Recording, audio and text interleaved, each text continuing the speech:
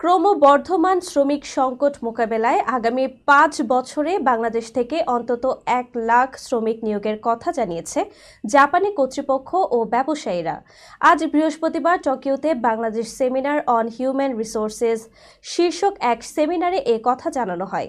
এতে প্রধান উপদেষ্টা অধ্যাপক মোহাম্মদ ইউনুস বলেন, জাপানে বাংলাদেশিদের জন্য কর্মসংস্থানের সুযোগ সৃষ্টি করতে অন্তর্বর্তীকালীন সরকার প্রয়োজনীয় সবকিছু করবে।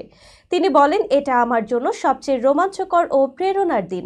এটি শুধু কাজ করার জন্য নয়, বরং জাপানকে জানারও দ্বার উন্মোচন করবে বাংলাদেশের মানুষের জন্য। সেমিনারে প্রধান উপদেষ্টা দুটি সমঝোতা স্মারকের সাক্ষী হন।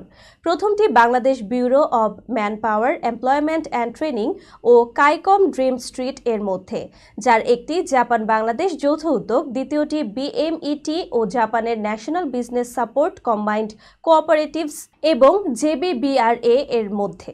প্রধান উপদেষ্টা বলেন, এই অনুষ্ঠানটি একটি দ্বার উন্মোচনের প্রতীক। তিনি উল্লেখ করেন, বাংলাদেশ ১৮ কোটি মানুষের দেশ, যার অর্ধেকই ২৭ বছরের নিচে। তিনি বলেন, সরকারের কাজ হলো তাদের জন্য দরজা খুলে দেয়া।